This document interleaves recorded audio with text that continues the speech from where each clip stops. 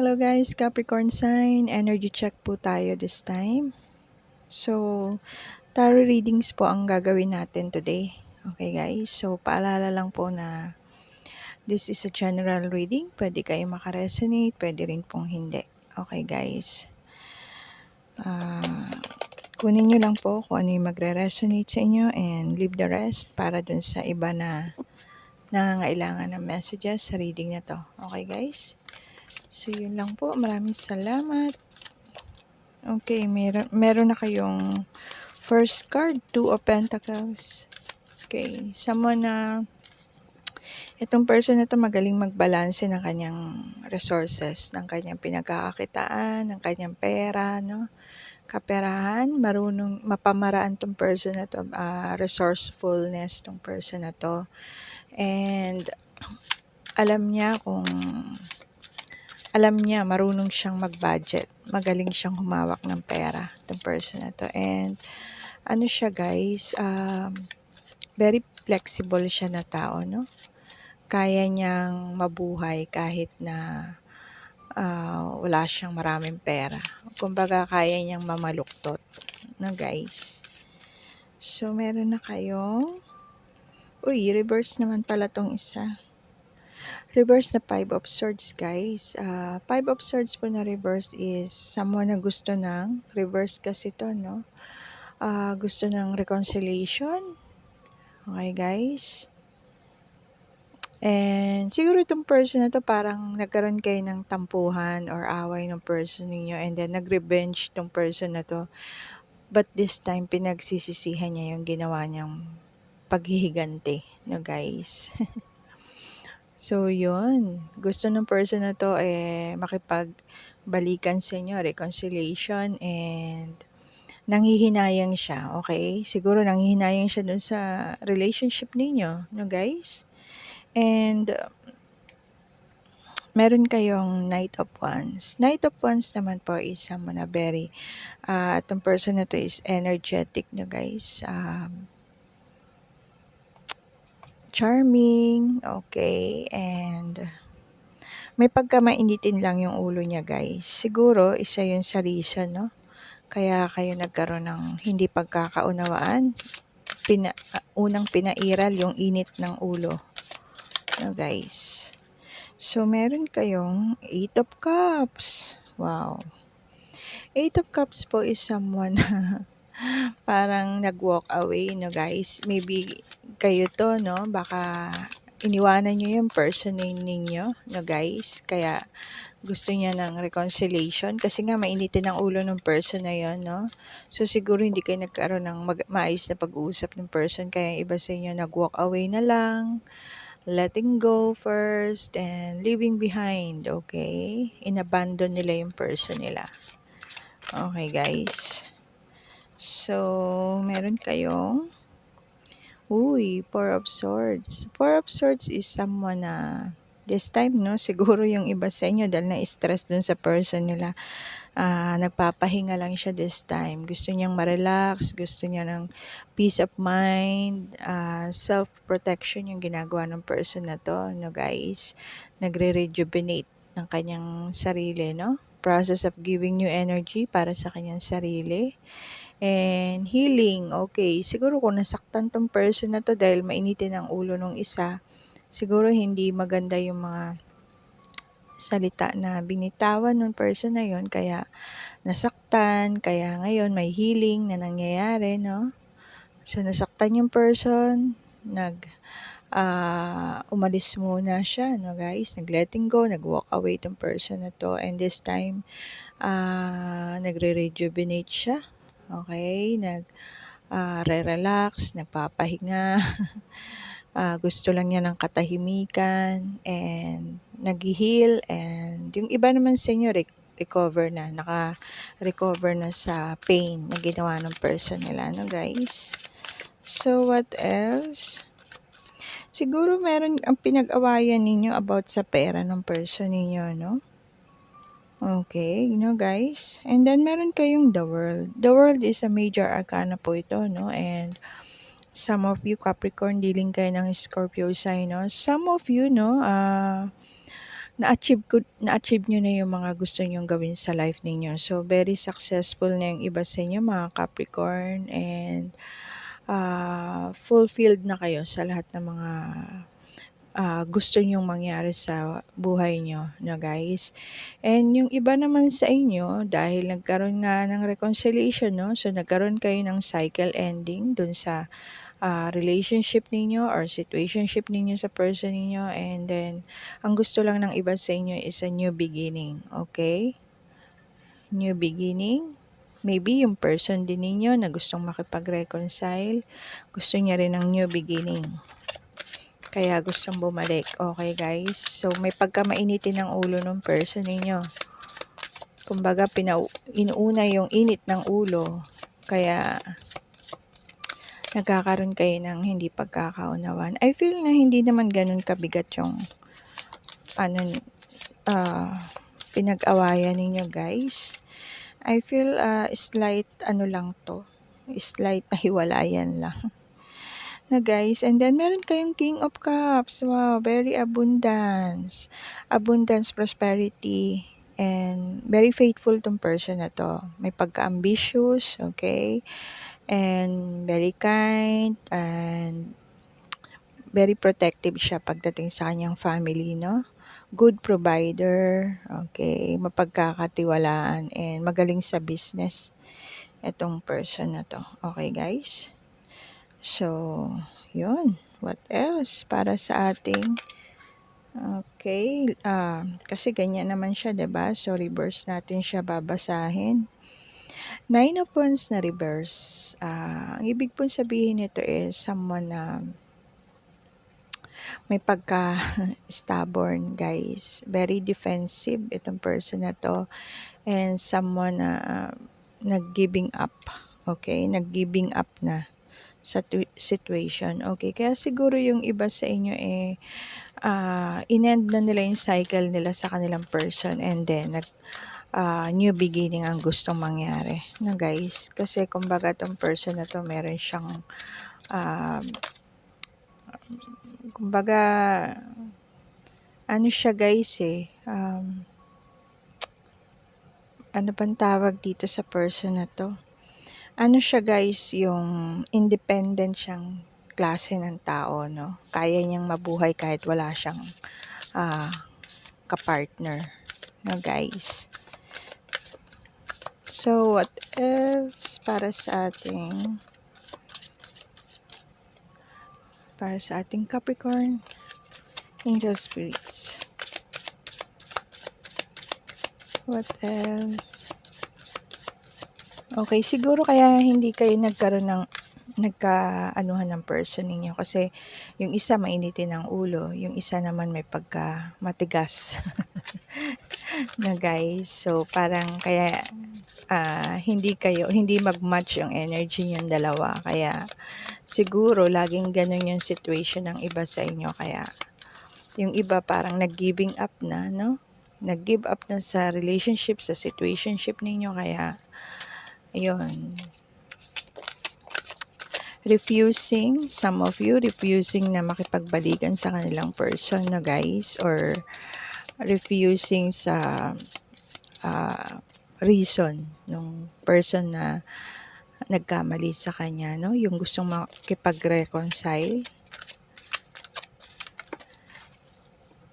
I feel na nagkaroon kayo ng ng person ninyo, no? Meron kayong na pinairal ng person na yun is init ng ulo niya. And then, dahil hindi kayo umimik, tumahimik kayo, naggawa pa siya, nag-revenge pa siya, no guys? Na ngayon, na pinagsisisihan niya na ngayon yung ginawa niya.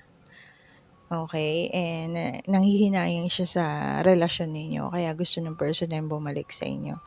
And then, meron kayong 7 of Swords. Okay.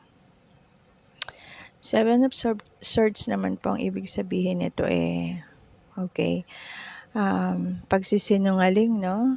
And, ayun nga, hindi nagsasabi ng totoo tong person na to. Okay? Isa yun sa naging dahilan ng pag-aaway ninyo, no guys? And then, okay, 6 of Cups. Nako, naalala kayo ng person nyo. naalala niya yung mga happy memories ninyo, guys. And yun, nagiging sentimental yung person na 'to this time. And ngayon niya nare-realize na ikaw yung nagbibigay ng saya sa kanya.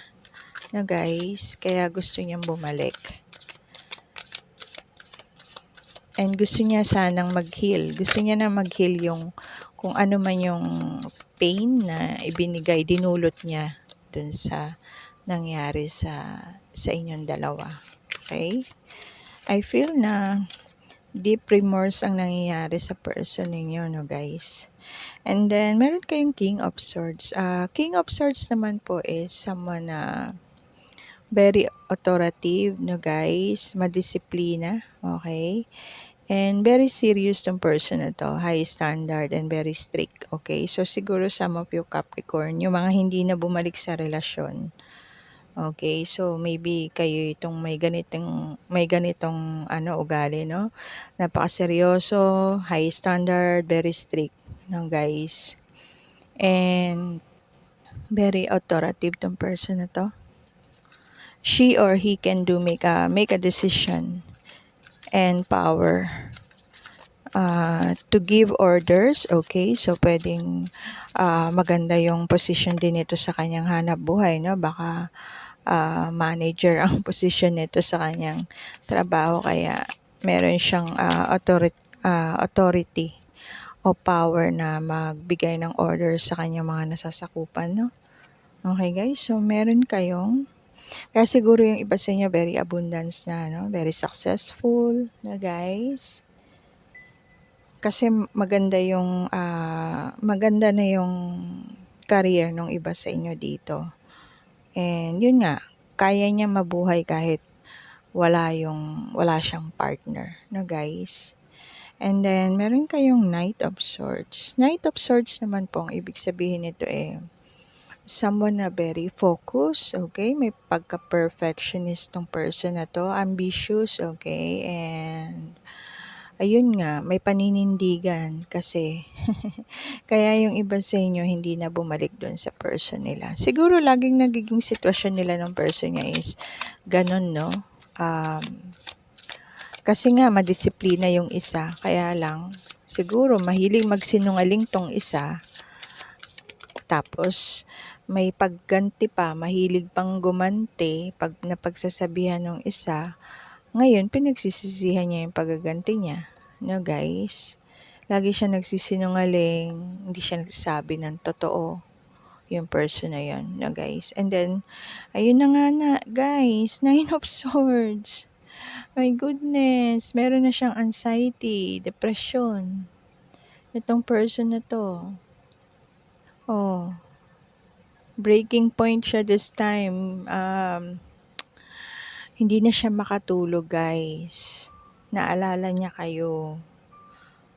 Pinagsisisihan niya, deep remorse and deep regret ang nangyayari sa person na to. Okay, guys?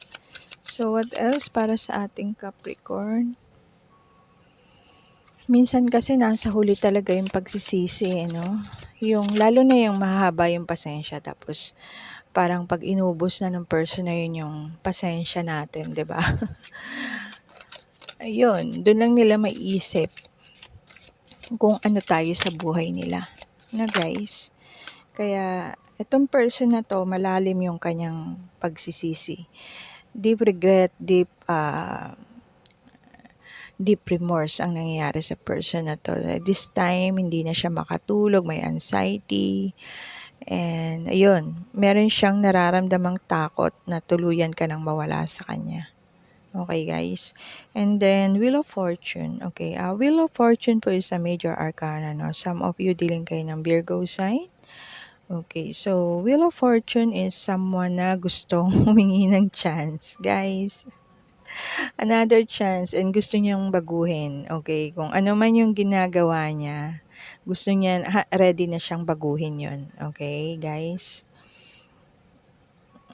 So, yun. Gusto niyang humingi ng another opportunity na makasama ka ulit. Okay? Gusto niyang humingi ng another chance. And, feeling niya ikaw yung destiny niya. Kaya this time, ayun, gusto niya lang humingi ng another chance and willing siyang baguhin yung sarili niya. Okay, guys? Wow. What else? Para sa ating Capricorn. Uy, reverse naman to, guys. Okay, reverse ng Eight of Pentacles. Reverse ng Eight of Pentacles is, okay, this time kasi nga yung person na yun is very ano siya, no, wala siya sa mood kahit na kahit na ano, no, lack of motivation this time yung person na yon. And sobrang feeling tinatamad tong person na to this time. Okay, so siguro yung iba sa inyo, no, yung person ninyo, siguro umalis na rin sa pagtatrabaho o ayaw magtrabaho. Okay, pinairal niya na yung katamaran niya. Okay, kasi nga masama yung loob niya. Okay, sa nangyayari sa inyo. Nasa breaking point yung person nyo this time, and nung may trabaho siya, hindi niya inaayos yung trabaho niya. Nirarush niya lagi yung trabaho niya para makauwi na siya at gusto niyang i-isolate yung sarili niya. Okay, guys, gusto niya lang mapag-isa. Okay, guys, so yun yung ginagawa ng person ninyo this time sa mga Capricorn na nakipaghiwalay sa kanilang person. So last card para sa ating Capricorn, Angel Spirit. Last card. Last card, Angel Spirit. Ay, nahulog. So, yun. Four of Swords. Ayun na nga, guys. Feeling broken heart yung person nyo. Four of Cups. Feeling loss na, guys. And wala siyang interest sa lahat ng bagay. Sa work o sa pagkain. Wala siyang interest kahit sa ano, guys. And nagmumuni-muni lang this time yung person ninyo. Yun nga, kung may trabaho siya, nirarush niya matapos yung trabaho niya para makauwi na siya dahil gusto niya i-isolate yung sarili niya. Okay? Nagmumuni-muni lang siya sa kanyang kwarto. And feeling disconnected yung person niya this time. Discontent, okay? And boredom yung person niya. So, yun lang po yung nangyari dun sa reading ninyo, guys, no? Some of you, Capricorn, magkaaway kayo ng person ninyo and yung iba sa inyo nag-decide na hiwalayan yung person na yun. But yung person gustong-gusto niyang bumalik. Meron siyang deep regret. Deep regret and sobra niyang pinagsisisihan yung ginawa niya. Deep regret and deep remorse ang nararamdaman ng person nyo this time. And then, meron kayong Knight of Pentacles. Okay. Knight of Pentacles naman is someone na very practical, yun nga, mapagkakatiwalaan, hardworking, pasensyosa, yun yung sasabi ko. Siguro, sobrang mapasensya yung iba sa inyo, kaya lang, paulit-ulit kayong pinagsisinungalingan ng person ninyo. Okay, guys? And then, pagka pinagsabihan nyo, dahil madisiplina nga kayong tao, stricto kayo, nagre-revenge yung person ninyo, no? Yung pagre-revenge niya, nagiging resulta ng, pangalawang kamalian niya. So, pinagsisisihan niya yung ginawa niya na yun, guys. Ano? And then, itong person na to, very committed siya pagdating sa kanyang work, sa kanyang, yun nga, sa kanyang relasyon. Kaya lang, hindi nga marunong yung nakuhanin yung kapareha, no, guys. Very conservative tong person na to. Na, guys, and yun. Someone is approaching with you, okay? So, nagpaplano na yung person ninyo na kausapin kayo guys. Maybe magsasend ng letter or tatawagan kayo ng person na to. Okay guys, so yun lang yung atin nakita sa cards ninyo, no? Mag-pull tayo ng some situationship ng ating Capricorn. Ano pa po ba ang nangyayari sa ating mga Capricorn this time? Angel spirits. Ano pa po ang nangyayari?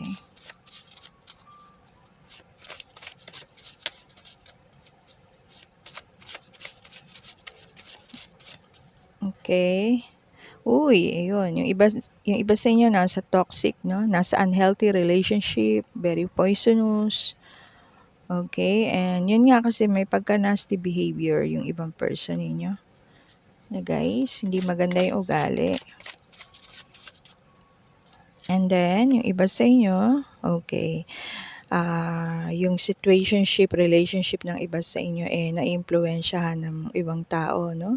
Pwedeng kaibigan. Okay guys? And yung iba sa inyo, namamanipulate ng kanilang person. And yung iba sa inyo nasa third party situation this time, no? Guys, pwede, hindi naman po lahat ng third party is meron siyang other girl or other man, ano? Yung third party minsan, kumbaga parang kung pag meron kayong pinag-aanon, minsan parang mas pinapanigan pa niya yung kamag-anak niya or kaibigan niya kaysa sa'yo. Yung ganun guys. Pwedeng ganun din, no? Yung karmic relationship na sinasabi. Third party situation. Pwedeng mas pinapanigan niya yung kamag-anak niya kaysa sa'yo or kaibigan nyo kaysa sa'yo. Merong ganun, no, guys? And then, yung iba sa inyo, nasa situation ng pag-escape, okay? Avoiding, blocking, pushing away, hiding. Okay, yung iba sa inyo ayaw na talaga makipag-usap, no? Binlock na nila yung person nila, okay? And yung iba sa inyo, pinagtataguan nyo na yung person nyo. Yan, guys. Nag-escape na sa toxic, unhealthy relationship yung iba sa inyo. And then, meron kayo, uy, yun na nga guys. Inisip kayo ng person nyo. Thinking, missing you, craving, desiring. Oh my goodness. What else? Okay, meron kayong, signs. Some of you naghahanap ng signs, okay? Kung ano ba, magiging okay pa ba kayo ng person nyo o hindi na, okay? So, pwedeng yung iba, makikita nyo daw sa mga numbers, ganon, meanings. So, yung iba sa inyo naghahanap ng signs para sa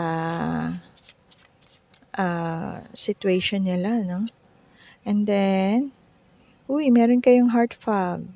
Okay, some of you, no, ang situation nyo ganito. Yung person nyo nagsisend sa inyo na mixed signals. Minsan sweet, minsan para siyang ilap sa inyo, mailap, no guys? And yung iba sa inyo siguro nakakaramdam ng black emotions from your person, no? Yung parang feeling nyo parang hindi na kayo mahal, no guys? O parang pinipigil niya yung pagmamahal niya para sa inyo, no guys? And yung iba naman sa inyo parang ginagawang complicated yung situationship, yung parang ginagawang magulo. Yung imbis na wala naman kayong gulo, ginagawa niya ng gulo. Okay, guys? So, what else? Some situationship ng ating Capricorn. Okay. Meron kayong adrenaline. Okay. Okay, yung iba sa inyo nakakaranas ng ups and downs sa kanilang life, no? Pwedeng sa finances, pwede rin, no? Pwedeng sa work, pwedeng sa situation ninyo sa family. Ganun, no, guys? Roller coaster ride, good and bad, yung iba sa inyo, and yun. So, yun. Yung iba naman sa inyo nakakaranas ng parang minamadali nyo yung nararamdaman nyo sa person na yon, or minamadali nyo na sagutin na kayo ng person ninyo o sagutin nyo yung person nyo. parang rush of feelings na guys. And then, meron kayong, stringing along, get pregnant. Okay, yung iba sa inyo, maybe ang sitwasyon this time is, um, okay, yung iba sa inyo kaya hindi nakakaalis sa kanilang person dahil siguro nabuntis na kayo ng person na 'to o may mga anak na kayo 'no, kaya hindi kayo makaalis sa situation ninyo kahit very toxic na yung situation. Parang nagkaroon ng entrapment sa inyo 'no, kaya hindi na kayo makaalis. And then yung iba sa inyo nakakaranas na playing with feelings, okay? So, pinaglalaruan lang yung feelings ninyo, guys. So, maging aware kayo, guys, no? Sa mga person na nakikilala ninyo, okay? So, yan lang yung ating some situationship. Ano pa bang kukunin natin? Wait lang, guys, ha? Mag-pull tayo ng message dito sa Love and Shadow. Love and Shadow Oracle. Ano po ang message para sa ating Capricorn? So, first message, meron kayong, guys, yun nga, self-care. Find tools that work for you. Okay, guys? Self-care, don't forget yan. And then, guys, affirm. Take back your power with positive self-talk. Okay, guys? Pwede yan, guys, maraming affirmation videos dito sa YouTube, no? Pag umaga, gawin nyo yan. Yung pag nagising kayo sa umaga, yung wala pa kayong, yung bagong gising pa lang. Ginagawa ko to guys every morning. And maganda yung feeling. Pag nag-start ka ng trabaho mo, parang very positive yung ano mo. And totoo siya guys, no? And maganda siya guys. So, parang gawin nyo na siyang, ugaliin nyo na yun na kada gising yun sa umaga, makinig kayo ng mga affirmation videos. Maganda siya guys. Parang, siya, very positive. Maganda pag nag-start kayo ng hanap buhay. Maganda sa first hours ng umaga mo guys. Very uplifting siya guys. So, paalala ko lang sa inyo guys, no? Magkakaroon din pala ako ng mga videos na ganyan. So, antay-antay lang kayo guys kasi kulang pa yung time ko para makagawa. Pero may plano po akong gumawa ng mga affirmations videos, meditation videos para sa inyo, no guys? So, yun. Kasi alam ko na kailangan talaga natin guys, minsan yung mag-meditate. Hindi lang minsan, mas maganda talaga yung everyday tayo nagme-meditate. Kasi yun pangontra sa mga bad vibes. No guys? So, sino bang gusto lagi ng bad vibes? Siyempre, di ba, hindi naman natin gusto yon. So, dun tayo sa mga positive vibes lang, guys. Para makontra yung mga bad vibes na nakapalibot sa atin. Kailangan maging positive tayo, guys. Okay? So, yun lang. Abangan nyo yung mga videos ko na yun, guys. And then, gumagawa na rin po ako this time ng mga short videos lang na parang mga motivational messages, ganon. Kung nagugustuhan nyo yung mga short videos ko na ganon guys, please support naman guys. Pwede nyo siyang i-share, no guys. So, yun lang. Makakatulong yun sa ninyo guys, sa mood. Okay? Para ma-flip yung energy nyo guys, no? Maging maganda yung feeling ninyo sa pang-araw-araw. Okay guys? Kung medyo marami ng negative na nakapalibot sa atin. Ako kasi ginagawa ko yan everyday bago ako mag-start ng trabaho ko. Nakikinig ako ng affirmation sa morning pagising ko and then sa gabi bago ako matulog, nagme-meditate ako guys. So, yun. Maganda yun guys. Try nyo. And then, of course, kailangan natin to guys. 'Di ba? Prayer. Ask for assistance. Remember, you must ask to receive. Okay guys? Huwag kalilimutan to guys. You need to do that every day, every single day. Kasi, siya lang talaga yung makakatulong sa atin. Guys. And then yun nga guys, meditation. Search within and find peace, wholeness, love. Okay guys? Para sa mga hindi maganda yung situation. Okay. So yun nga. Meron kayo. Sabi ko na mag-meditate kayo guys. And then senses.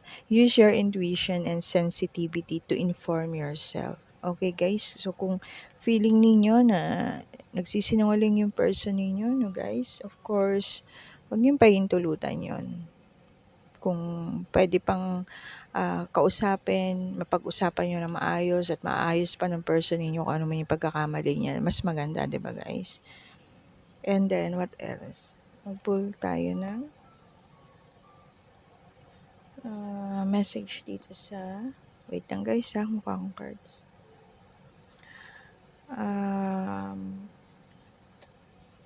Kuha tayo ng message from your person. Baka may gusto siyang sabihin para sa inyo.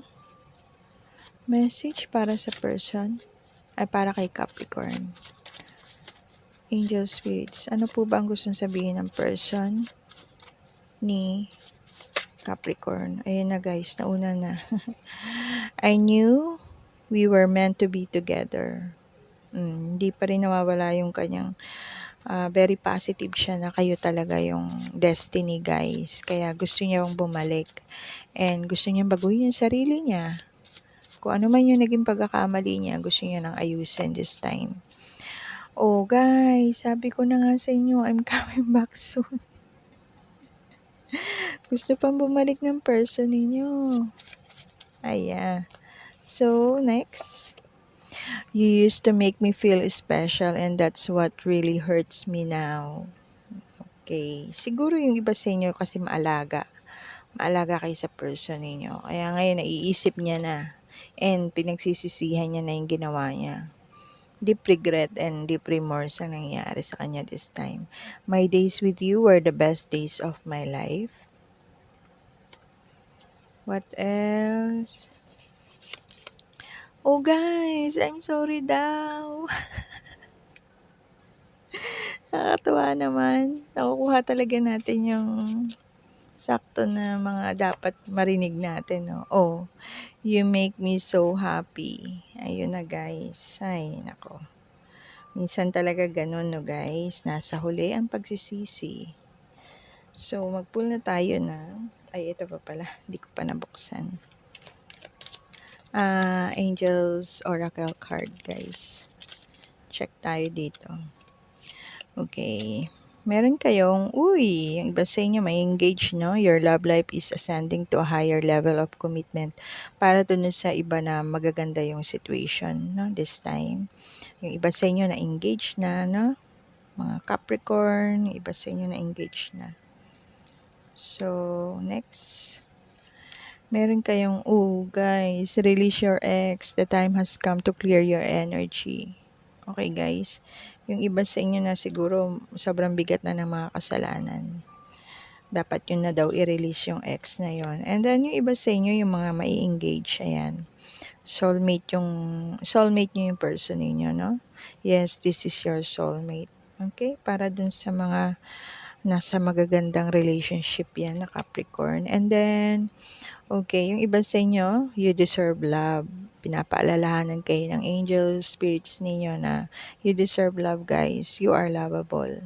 Okay, guys? So, yun lang yung ating message from your angel spirits. Oracle card. So, mag-pull tayo ng letters and numbers. Baka mag-resonate dito yung person nyo. Okay, guys. Meron kayong number 12, number 31, number 9, number 11, number 20, number 27. Dalawa lang pala yung letters guys, letter F and letter N. So, baka mag-resonate yung letters sa initials ng person ninyo and yung numbers, birthday, and anniversary nyo guys, no? So, yun lang po muna guys yung ating reading para sa inyo mga Capricorn. I hope na nagustuhan niya reading natin and see you next reading guys, Capricorn sign. Pasensya na kayo na medyo na late yung aking reading kasi na busy po ako sa aking trabaho. Okay guys, so yun lang po. Maraming maraming salamat sa inyo guys. Ingat po kayo and yun nga, always love yourself first. Okay guys? So yun, and keep praying pa rin po. Okay? Bye for now. Have a nice day and blessed be guys. Thank you. Bye-bye. Ingat-ingat.